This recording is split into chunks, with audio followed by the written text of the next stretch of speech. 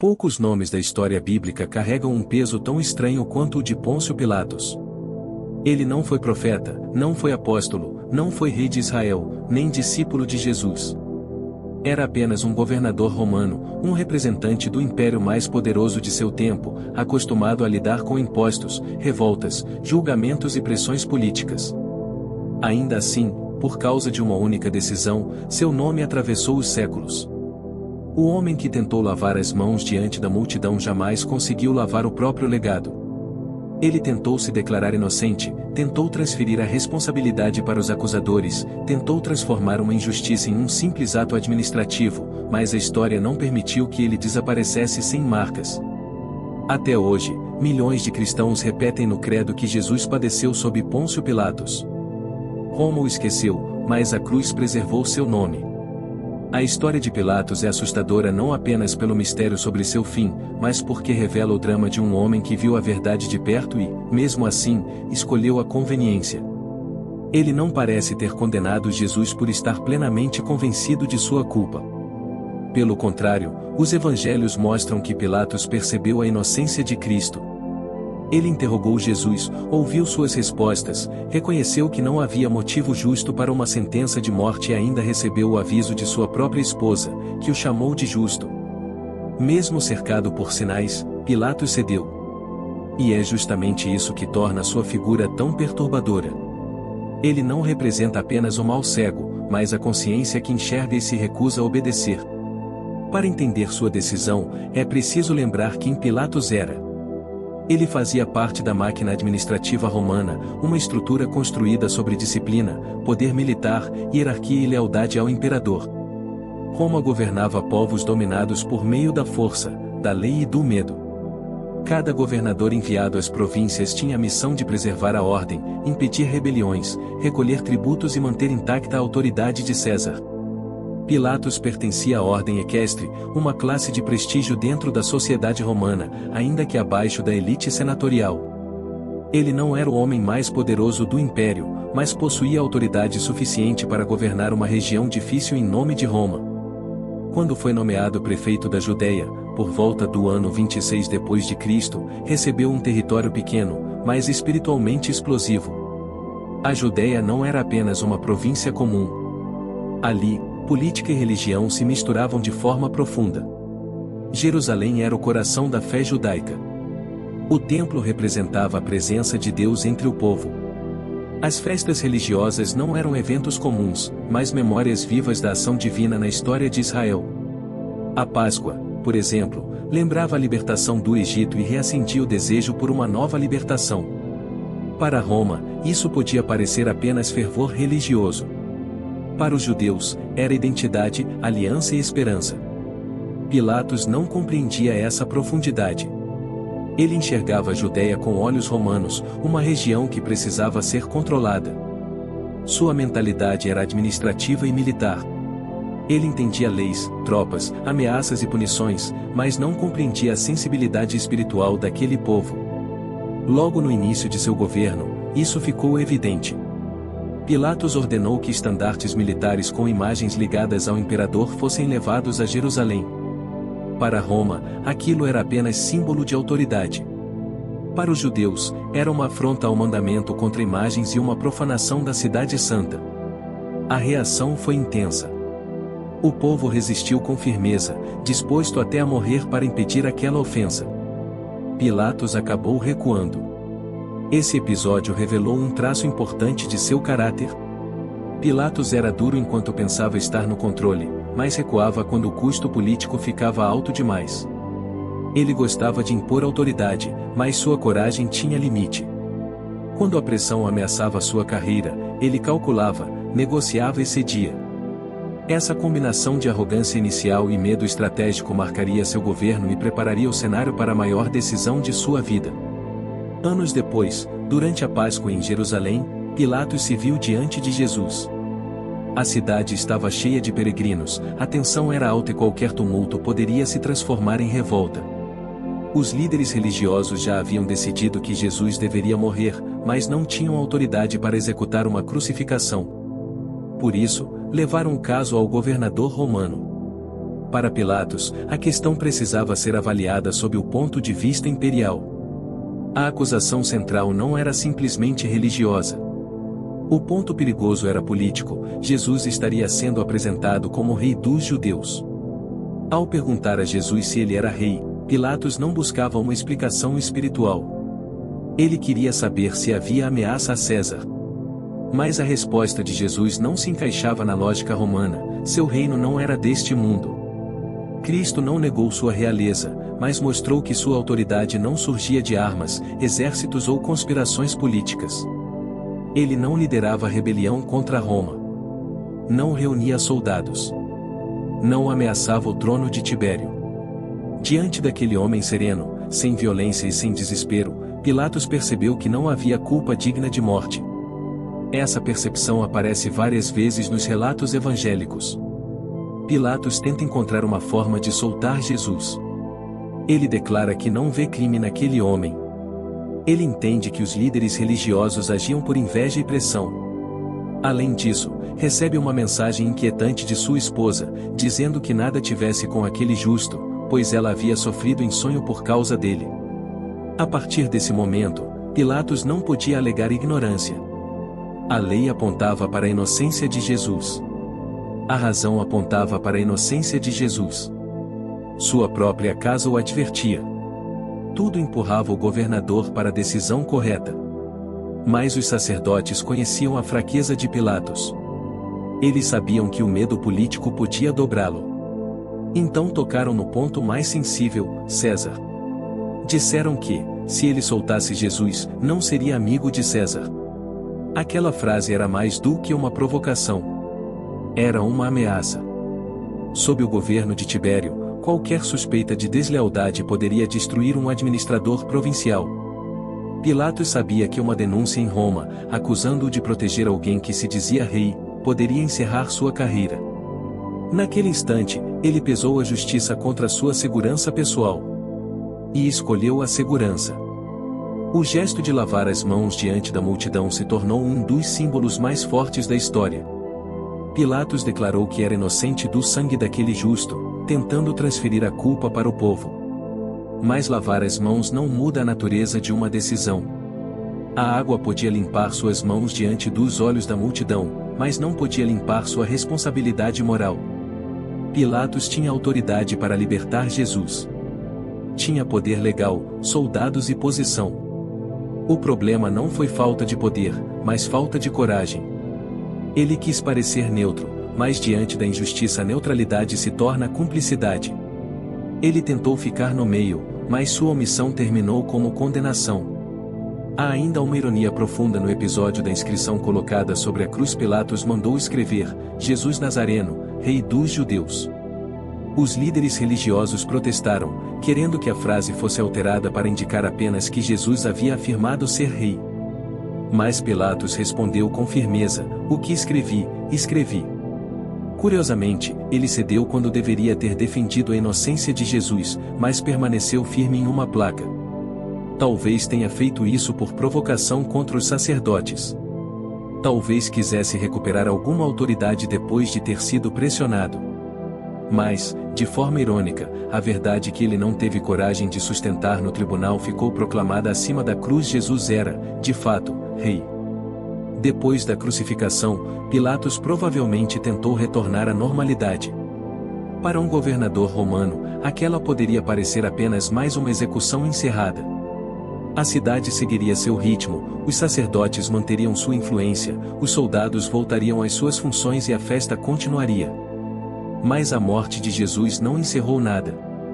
Pelo contrário, tornou-se o início de algo que Roma jamais conseguiria controlar. Os discípulos começaram a anunciar que Cristo havia ressuscitado. A mesma Jerusalém onde ele foi condenado se tornou o primeiro centro da pregação cristã.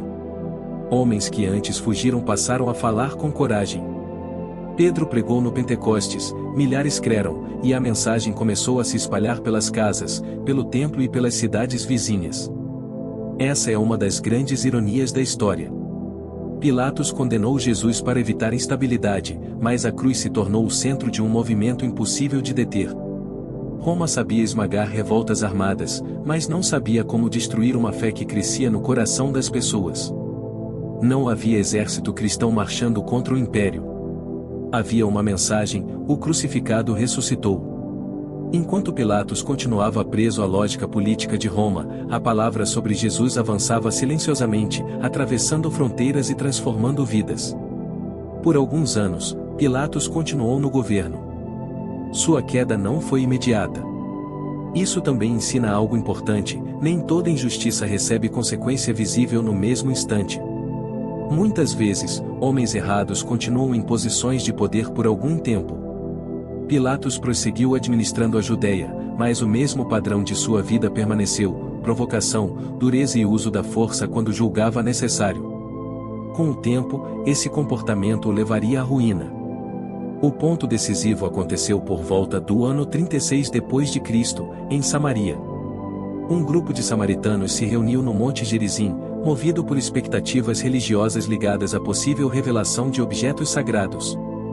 Para os samaritanos, aquele monte tinha enorme importância espiritual. Pilatos, porém, viu ou decidiu ver naquele ajuntamento uma ameaça de rebelião. Como resposta, enviou tropas. A repressão foi violenta, e muitos foram mortos ou presos.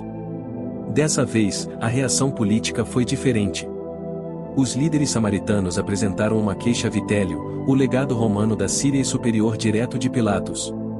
Vitélio avaliou a situação e tomou uma decisão dura: removeu Pilatos do cargo e ordenou que ele fosse a Roma prestar contas ao imperador Tibério. Esse foi o colapso da carreira que Pilatos tanto tentou preservar. O homem que havia usado o nome de César para justificar decisões agora era chamado a responder diante do próprio sistema que servia. Ele deixou a Judéia não como um governador honrado, mas como um funcionário acusado, enfraquecido e removido. A lógica política que tantas vezes o favoreceu se voltou contra ele. Imagine o peso dessa viagem de volta a Roma. Durante anos, Pilatos sentou-se em posição de julgamento. Decidiu destinos, autorizou punições, comandou soldados, enfrentou multidões e representou o poder imperial. Agora, seguia pelo Mediterrâneo como alguém cuja carreira estava em risco. O homem que temeu perder o favor de César finalmente dependia desse favor para sobreviver politicamente. A história não registra seus pensamentos nesse caminho, mas a cena tem uma força simbólica enorme. Aquele que lavou as mãos em Jerusalém seguia para Roma sem conseguir lavar o próprio destino. No meio desse processo, ocorreu uma mudança inesperada: Tibério morreu em 37 d.C. Com a morte do imperador e a ascensão de Calígula, muitos assuntos administrativos entraram em incerteza. O caso de Pilatos parece ter perdido prioridade. A partir daí, os registros confiáveis praticamente silenciam. Não há evidência sólida de que ele tenha recuperado prestígio, recebido novo cargo importante ou voltado a exercer influência relevante. Ele simplesmente desaparece da história oficial. Para Roma, tornou-se apenas mais um administrador descartado. Esse silêncio é profundamente irônico. Pilatos sacrificou a justiça para preservar sua posição, mas a posição não permaneceu. Ele escolheu a conveniência para proteger seu futuro, mas seu futuro político se desfez. Tentou agradar o império, mas o império não lhe deu honra duradoura.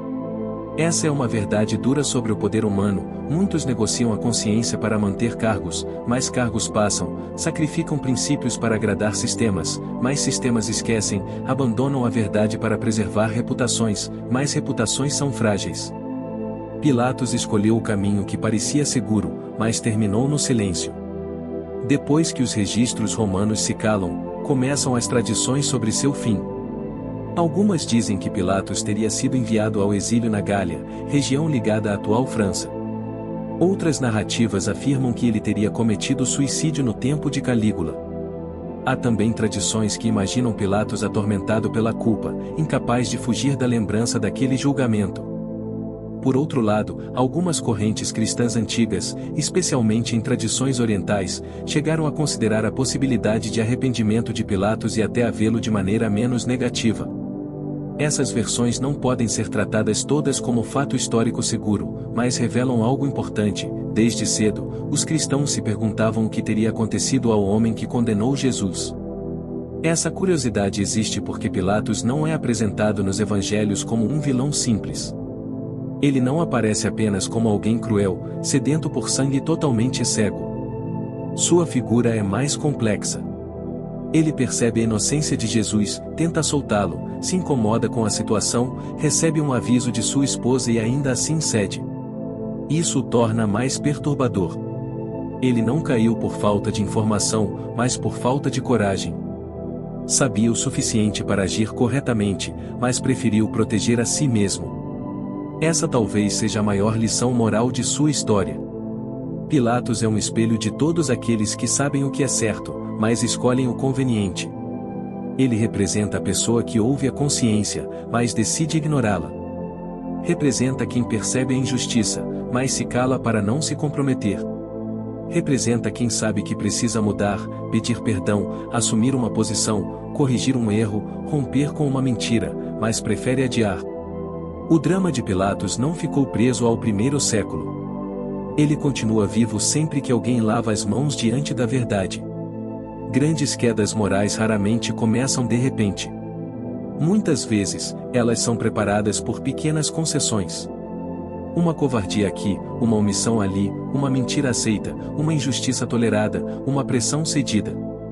Aos poucos, a pessoa aprende a negociar com a própria consciência. No começo, a consciência grita. Depois, fala mais baixo.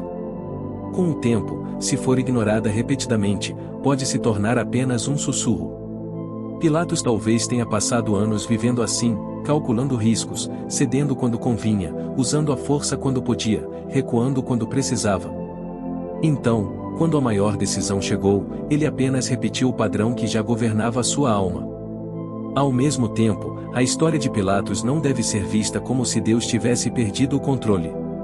O livro de Atos afirma que Herodes, Pôncio Pilatos, os gentios e os povos de Israel se reuniram contra Jesus para fazer aquilo que a mão e o propósito de Deus haviam determinado. Essa afirmação é profunda porque mantém duas verdades juntas. Pilatos foi responsável por sua decisão. Ele não foi inocente. Agiu por medo, pressão e conveniência. Mas Deus transformou até aquela injustiça em parte do plano da redenção. A covardia humana não venceu a soberania divina. A cruz, que parecia derrota, tornou-se vitória. O instrumento de vergonha se tornou sinal de salvação. É nesse contraste que Pilatos e Jesus aparecem em lados opostos. Pilatos tentou salvar a si mesmo e perdeu seu legado. Jesus entregou a si mesmo e salvou muitos. Pilatos escolheu o caminho aparentemente seguro e terminou esquecido. Jesus aceitou a cruz, aparentemente o caminho da derrota, e dela saiu a vitória que mudou a história. Pilatos preservou o cargo por um momento, mas perdeu a honra. Jesus foi condenado injustamente, mas ressuscitou em glória. O governador representa a autopreservação sem fé. Cristo representa a obediência perfeita ao Pai. Séculos depois, uma descoberta arqueológica trouxe novamente Pilatos ao cenário histórico.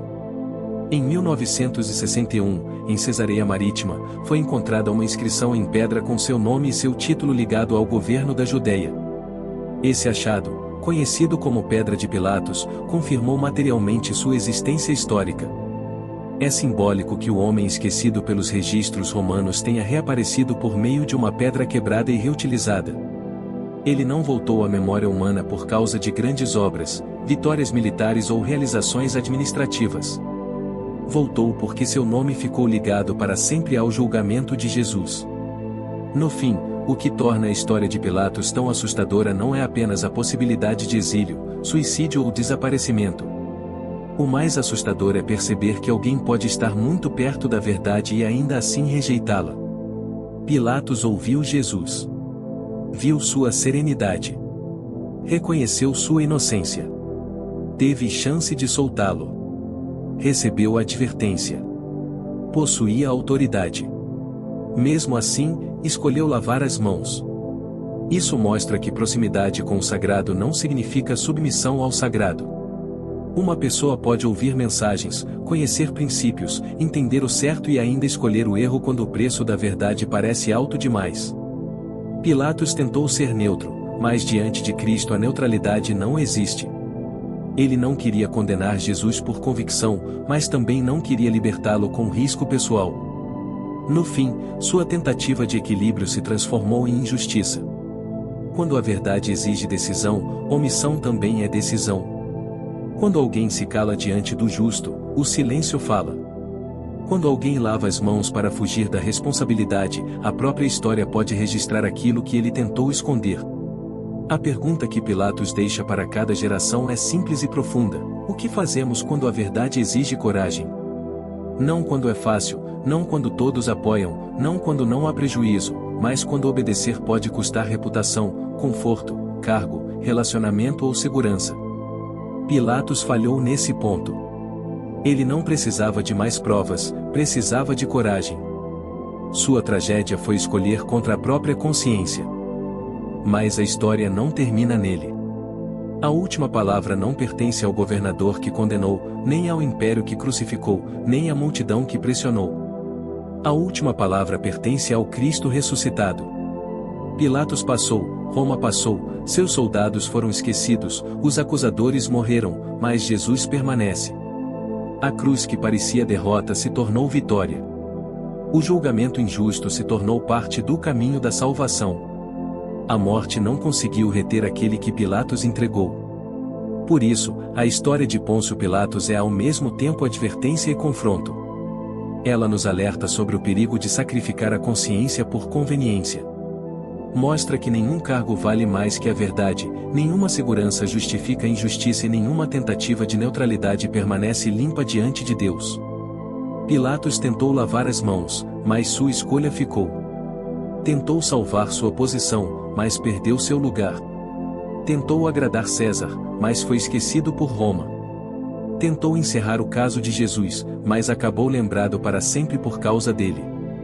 A pergunta final não é apenas o que aconteceu com Pilatos. A pergunta é o que fazemos quando estamos diante da verdade. Ele já fez sua escolha naquela manhã em Jerusalém. Agora, sua história obriga a cada um de nós a encarar a própria decisão. Se você gostou desse vídeo, deixa seu like, se inscreva no canal e ativa o sininho para não perder os próximos vídeos. Até a próxima e Deus te abençoe.